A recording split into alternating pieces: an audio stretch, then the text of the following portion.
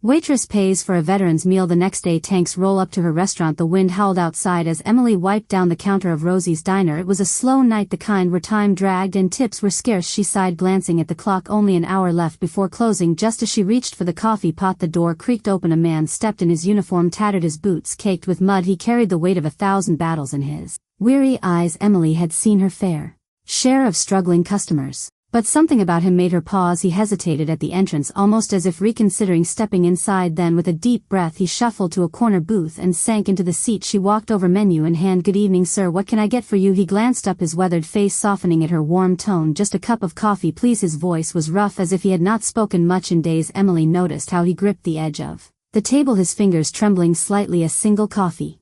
That would not fill him up. She offered a smile. How about a meal? It is on the house. His eyes flickered with something, gratitude perhaps, or maybe pride holding him back. I cannot accept that, Miss. You served our country. She interrupted gently. Let me serve you. The man exhaled, his resistance crumbling. He gave her a slow nod. Thank you. Minutes later she placed a steaming plate of food before him, eggs, bacon, and a generous stack of pancakes. He stared at it for a long moment before picking up his fork. The first bite seemed to hit him hard, his eyes closing as he savored the warmth of a real meal. As he ate, Emily watched discreetly. Something about him felt different. He was not just any struggling veteran. There was a quiet strength in the way he carried himself, even in his exhaustion. She wanted to ask about his story, but something told her he was not ready to share. When he finished, he reached into his pocket, pulling out a few crumpled bills. I can pay for the coffee, at least. Emily shook her head, pushing the money back toward him. Consider it a thank you for your service. For a moment he just looked at her, something unspoken passing between them. Then with a small, almost reluctant nod, he slid the money back into his pocket. People do not usually do things like this, he murmured. They should, she replied simply. He stood up, adjusting his jacket. You are a kind soul, miss, more than you know. With that he turned and walked toward the door. As he pushed it open, the cold wind rushed in again, sending a shiver through the diner. He hesitated for just a second, then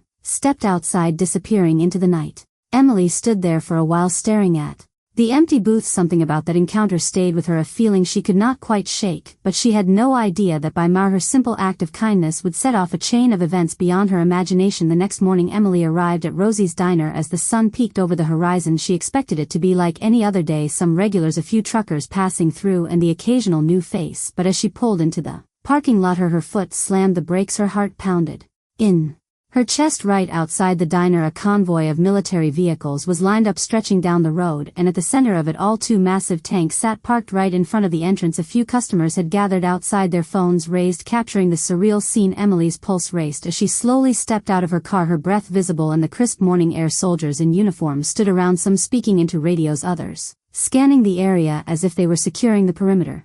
What was going on? She pushed through the small crowd, her apron still clutched in her hand. Before she could ask anyone, a soldier approached her. His uniform was crisp, his boots polished, but his expression was unreadable. Are you Emily Carter? His voice was firm, but there was no hostility in it. Emily swallowed hard. Yes, that is me. The soldier nodded, then stepped aside, and that was when she saw him, the same man from last night, the quiet, weary veteran she had fed. But he was different now. His tattered clothes were gone, replaced by a clean, decorated uniform. Medals gleamed on his chest, and behind him stood a group of high-ranking military officials. Emily's mind spun. The man she had thought was just another struggling veteran was clearly someone important. The man stepped forward, his gaze steady. Good morning, Miss Carter, he said, his voice carrying a quiet authority. I believe we owe you a thank you. Emily blinked. I thank you, he nodded, his lips curving into a small smile. You did not know who I was last night, did you? She shook her head, still too stunned to speak. My name is General James Holloway, he said, and a gasp rippled through the onlookers. Commander of the United States Army Special Operations Division. Emily felt like the ground had vanished beneath her. A general, the man she had fed, the man who had looked like he had nothing left, was one of the highest-ranking officials in the military. General Holloway continued, his tone softer now. I have been away on an unclassified mission, a long one. I came back home to a country I barely recognized. No one seemed to care, no one even looked at me. He paused, his eyes locking onto hers. But you did. Emily's throat tightened. You saw a man who needed kindness, he continued, not because of a uniform, not because of rank, but because it was the right thing to do. The weight of his words settled over her, but she was still struggling to make sense of everything. I did not do it expecting anything in return, she admitted, and that is exactly why you deserve this. He turned slightly, nodding toward one of the soldiers. Within seconds a briefcase was brought forward and opened, revealing stacks of crisp bills inside. Emily gasped. $50,000. General Holloway said, a personal gift from me, and that is not all. Her hand shook as she stared at the money, but before she could respond the general gestured to the crowd. Today we are here not just to thank you, he announced, we are here to honor you. The soldiers around them snapped to attention, their boots hitting the pavement in unison. A military band began playing in the distance. The entire scene felt surreal. Emily's hands covered her mouth as tears pricked her eyes. This was not just gratitude, this was a moment she would never forget, and it was only the beginning. Emily stood frozen, her breath shallow as she tried to process what was happening. The crowd had grown, people whispering, snapping photos, and watching in awe as the military presence turned her small diner into the center of attention. The $50,000 in the briefcase felt surreal, but it was not the money that overwhelmed her, it was the sheer magnitude of the moment. General Holloway took another step closer, his gaze warm but unwavering. You reminded me that kindness still exists, he said, and for that I intend to return the favor. Before Emily could respond, one of the high-ranking officers handed the general a folder. He opened it, pulled out a certificate embossed with the official seal of the United States Army, and held it up for the crowd to see. This is a certificate of honor personally signed by top military officials. General Holloway announced, we award this to those who go above and beyond in their service to the country, and while you may not wear a uniform, Emily Carter, last night you proved that you serve in your own way. Emily's lips parted in shock as the crowd erupted into applause. A lump formed in her throat as the general extended the certificate toward her. With trembling hands she accepted it, feeling the weight of the recognition settle in her chest. She had never done anything expecting attention, let alone an honor like this. I do not know what to say, she whispered. General Holloway gave a knowing smile. You do not have to say anything, your actions spoke loud enough. Just then another soldier stepped forward, handing the general an envelope. Holloway turned back to Emily. One more thing, he handed it to her, and as she carefully opened it she gasped, and inside was an official military grant worth $100,000. This is for you in this diner, General Holloway said, so you can keep helping people just like you helped me. Emily's knees nearly buckled. This is too much, she said, shaking her head in disbelief. No, Holloway said firmly, this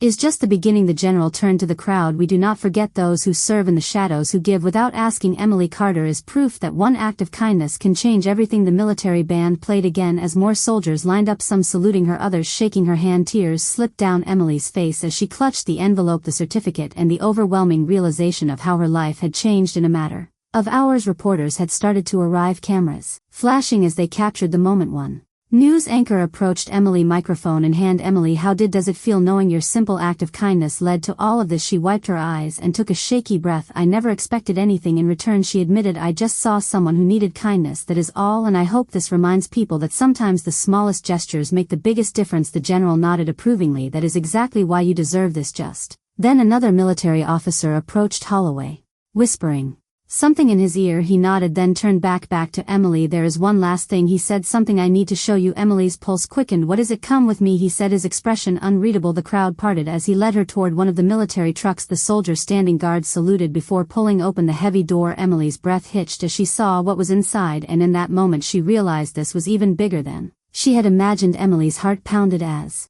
she stepped forward, the weight of the moment pressing down on her. The entire crowd seemed to hold its breath as General Holloway gestured for the soldiers to move aside. Then with a firm nod one of them pulled open the back doors of the military transport truck. Inside, neatly arranged in rows, were boxes upon boxes of supplies, non-perishable food, bottled water, blankets, and clothing. Each crate was labeled with military insignias. Emily's eyes darted across them, confusion flickering across her face. What is all this? she asked, barely able to find her voice. General Holloway stepped beside her, his gaze steady. This, he said, is for your diner, for your town, for anyone who walks through your doors needing help. Emily's breath hitched. We have seen too many people struggle, Holloway continued, veterans, families, the elderly, too many left behind. You did not just give a meal to a homeless man that night, you gave hope, and we are here to make sure that hope keeps spreading. Tears welled up in Emily's eyes as she stared at the supplies. This was not just a gift, this was a lifeline. Her little diner, a small town restaurant barely scraping by, was now going to be a place of refuge for those in need. The crowd erupted in cheers, but before she could even process what was happening, Holloway spoke again. And one more thing. Emily turned to face him, still overwhelmed. There is more, she asked in disbelief. Holloway smiled. Yes, because kindness like yours deserves more than just a thank you. He signaled toward another soldier who stepped forward,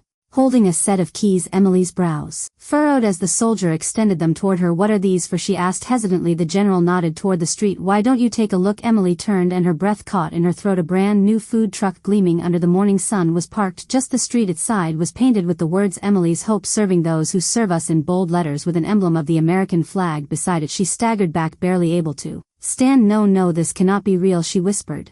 It is very real, Holloway said warmly. We want you to have the ability to reach even more people. This food truck will allow you to serve meals not just here but anywhere they are needed. Veteran shelters, disaster relief sites, struggling communities. Emily broke down, covering her face as sobs shook her shoulders. Never in her wildest dreams had she imagined anything like this. Holloway gently placed a hand on her shoulder. You showed the world what one act of kindness can do, Emily. Now let the world see how far that kindness can go.